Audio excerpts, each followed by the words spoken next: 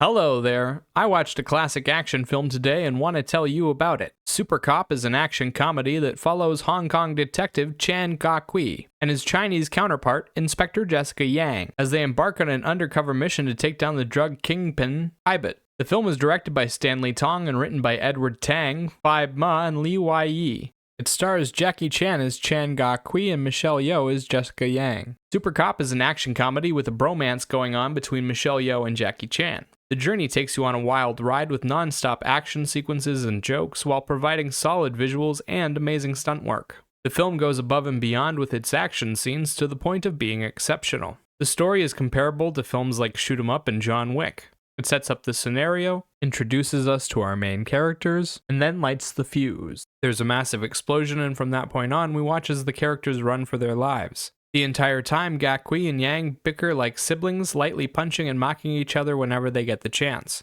They also look out for one another during dire moments, and it ends up being an endearing relationship. Their sibling rivalry includes a lot of great humor arising from their competitive nature and the little pranks they play on each other. The film also has a lot of other types of humor and manages to keep the story light by injecting a healthy dose of it into every scene. The action scenes aren't your typical affair either. They take every situation and find the most ridiculous things they could do in their environment and then pull it all off while making it look easy. The visual journey involves us watching Ga-kui and Yang run around with a criminal named Panther whom they help escape from a Chinese prison. They hope he'll lead them to Kaibit, so they continue helping him until eventually they end up joining him and Kaibit on a mission. We run around different locations and sets while they act as Panther's muscle and take on all of the security forces in a few different fights. Then as they get deeper into the organization, the stakes get higher and the weaponry gets more dangerous. They start pulling out bazookas and machine guns and the action sequences blow up. There are car chases, fist fights, gunfights, ridiculous stunts involving a helicopter and a train, and there's even an all-out war between two different factions. High octane doesn't even begin to describe this film.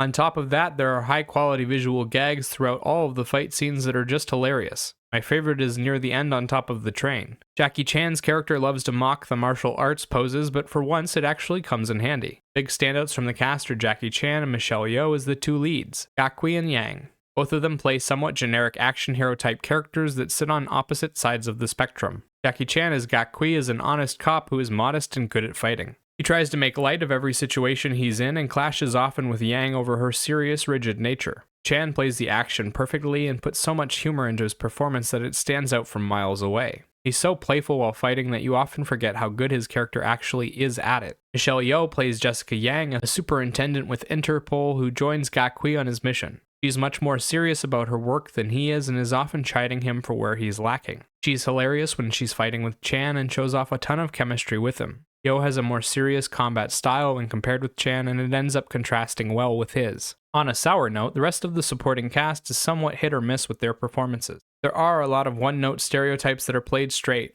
Most of these are good enough to not notice them, but there are a lot of awkward moments in the film. Sometimes we get extras who sound like they're reading off a prompter with no emotion. At others, we see foreigners in the story, and they speak in a strange cadence. Almost every time the film tries to mix in some English, it ends up sounding forced. The story doesn't explain anything either. After the initial introduction to what's going on, they don't tell us what the cops' plans are or what the gangsters' plans are, and they skip little chunks of the story so they can get to the action faster. It leads to some disjointed moments where you can infer how you got there, but you don't actually know. There are also entire sections of characters whose involvement is a total mystery.